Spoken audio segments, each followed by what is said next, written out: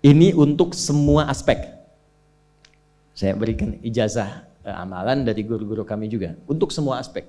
Jadi kalau ilmu insya Allah meningkat lebih kuat, kalau bisnis, kalau bekerja itu lebih lancar dan dilindungi oleh Allah, ya berkah. Kalau di birokrasi, di kedudukan, di apapun, itu pun diangkat oleh Allah dengan cara yang baik dan terhormat. Ya, karirnya di semua aspek. Satu sholat amalannya. Nah, bukan yang biasa. Bukan yang biasa. Kalau bisa jaga yang 40 rakaat yang sering saya sampaikan. 17 rakaat sholat fardu. Sudah? 12 rakaat rawatib. 11 rakaat yang tahajud. Jumlahnya 40. Ya. 17 rakaat sholat fardu. Kalau ini wajib. Kalau wajib standar. Ya. Mau kaya, mau tidak, ya sholat 17 rakaat juga. Mau pintar, mau tidak, 17 rakaat juga. Jelas ya? Rumusnya 24, 4, 3, 4. Ya, itu ya, nomor aksesnya. 24, 4, 3, 4. 2 subuh, 4 zuhur, 4 asar, 3 maghrib, 4 isya. Ya, jangan sampai miskol. Kalaupun miskol harus khairayyarah. Ya kan? Bukan syar'iyyarah. Baik, pasti yang miskol muadzin, Allahu akbar, khairayyarah. Ya. Baru adzan belum qomat syar'iyyarah. Pasti ya? Oke. Teruskan, yang 12 itu hadisnya sahih. Perhatikan baik-baik. Man shalla isnatai asyrata rak'atan fi yaumin wa lailatin. Siapa yang menunaikan salat sunnah 12 rakaat yang mengiringi salat fardunya siang dan malam. Sudah, arba'an qabla dhuhri, 4 rakaat sebelum zuhur. 4 rakaat sebelum zuhur. Teknisnya bisa langsung 4 atau 2-2. 2, kemudian salam, 2 rakaat lagi, salam. Jelas? Baik. Kemudian arba'an qabla dhuhri, rak'ataini ba'daha, 2 rakaat setelahnya. Setelah zuhur 2 rakaat. 4 tambah 2 berapa? 6. Rak'ataini ba'dal maghrib, 2 rakaat setelah maghrib. 6 tambah 2, 8. Rak'ataini ba'dal isya, 2 rakaat setelah isya. 8 tambah 2, 10. Rak'ataini qabla al-fajri, 2 rakaat sebelum subuh. 12 ya. Nah, jaga yang 12 ini.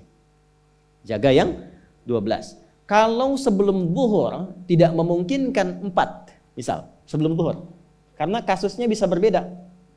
Ada Ibnu Umar, Abdullah bin Umar radhiyallahu taala anhuma menemukan kasus berbeda seperti Anda di kantoran waktu singkat saat Ramadan, kan? Dapatnya cuma mungkin 2. Maka ada hadis dari Nabi sallallahu alaihi wasallam, riwayatnya Ibnu Umar. Qala au kama qala hafidtu an Rasulillah sallallahu alaihi wasallam 10 rakaat. Saya hafal dari Nabi 10 rakaat.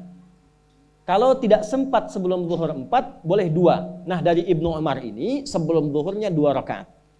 Sebelum zuhurnya berapa?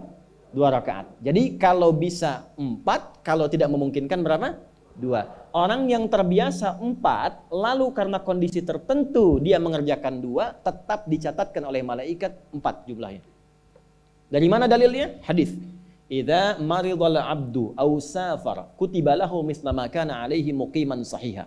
Kalau seseorang sakit atau bepergian jauh atau dia sedang punya uzur syar'i seperti 2 hal tadi dan tak mampu melakukan amalan rutinnya seperti biasa, maka tetap dituliskan pahalanya sempurna seperti rutin dan mukimnya.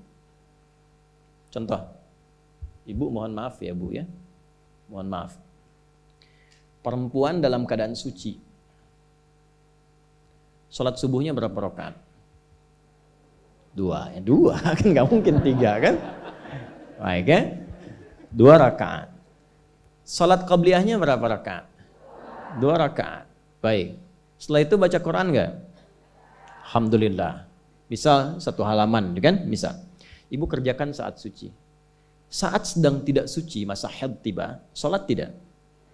Tidak. Baca Quran tidak? Nah, kalau punya kebiasaan sholat, baca Quran, dan tiba masa haidnya, itu pahalanya tetap dituliskan sesuai kebiasaannya. Harus tahu itu. Makanya manfaatkan, karena kalau sudah tiba masa monofos, sama. Itu Allah tuh memberikan kemuliaan khusus. Makanya Bu, kalau ngaji dengan ustadz-ustadz tertentu, bikin kurikulum ngajinya fikih perempuan aja, gak usah jauh-jauh. Fikih perempuan. Keluarkan karena banyak pahala mengalir di dalamnya. Ya. Dan kadang-kadang saya suka bingung kalau bahas fikih rumah tangga itu kenapa yang tegang-tegang gitu. Sekarang fikih parenting sekarang tuh kayaknya menegangkan antara surga neraka aja tuh. Tanggung jawab suami, hati-hati dengan istri. Padahal Qur'annya mengatakan rumah tangga itu penuh dengan permainan yang menyenangkan. Yang ada banyak candanya. Gitu. Coba keluarkan tuh hadis-hadis itu ya. Ibu tahu salah satu istri Nabi ada namanya Sayyidah Saudah binti Zam'ah. Itu sepuh bu, usianya sekitar 70 tahunan ke atas. Dan beliau, Nabi SAW bangunkan rumahnya, itu kamarnya di samping Sayyidah Aisyah, dekat situ, dekat Raudhah. Sepuhnya luar biasa, hobinya bikin makanan, masak. Satu kali ketika beliau sedang ngolah tepung, Nabi pulang, pas kemudian bagiannya Sayyidah Saudah binti Zam'ah datang sedang ngolah tepung, atau dalam riwayat atau kama hadas, itu dicolek tepungnya, bermain, bercanda, dicolekkan di keningnya, di kening istrinya. Nah, itu sudah sepuh, dicolekkan, masih bercanda, masih tertawa. Kalau bahasa kita masih panggil sayang gitu. Ini kapan kakek nenek masih bilang sayang dan canda. Ini penuh dengan demikian ya. Ini yang mau saya kembalikan tuh, ya nilai-nilai tadi. Jadi kembali ke sini, Bapak Ibu sekalian, kembali ke sini. Ya urutkan lagi, kita agak cepat masuk ke dalam pembagiannya. Detil pada pembahasan ini, satu sholat 40 rakaat. Sudah? Yang fardu sudah dalilnya, yang rawatib sudah, terakhir yang 11 rakaat yang salat malam. Ya, 11 rakaat yang salat malam. Nah, ini 11 rakaat ini bisa warming up dulu 2 rakaat tanpa baca surat Al-Fatihah saja. Di Allahu Akbar langsung Al-Fatihah, tidak pakai iftitah, tidak pakai surat selain Al-Fatihah. Allahu Akbar, ya, a'udzubillahi minasyaitonirrajim. Bismillahirrahmanirrahim. Alhamdulillahirabbil alamin sampai waladhdallin, selesai amin langsung rukuk. 2 rakaat. Seperti itu. Itu namanya khafifatain. 2 salat ringan, warming up untuk persiapan supaya hatinya itu bisa khusyuk, badannya bisa agak anget sebelum memulai tahajud. Barulah kemudian tunaikan 2 rakaat setelah itu, 2 rakaat setelah itu, 2 rakaat setelah itu, ujungnya tutup dengan 1. Ya, itu riwayatnya ada di dalam riwayat Abu Daud, nomor hadis 1367 dari Ibnu Abbas radhiyallahu taala anhuma.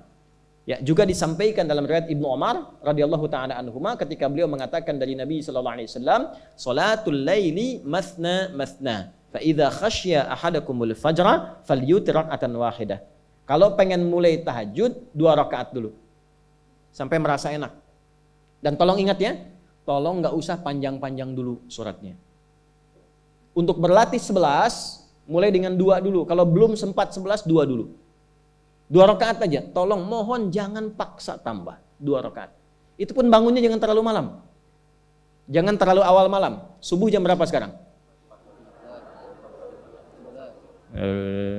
Terjadi perbedaan pendapat. Oke, 4.25 lah ya.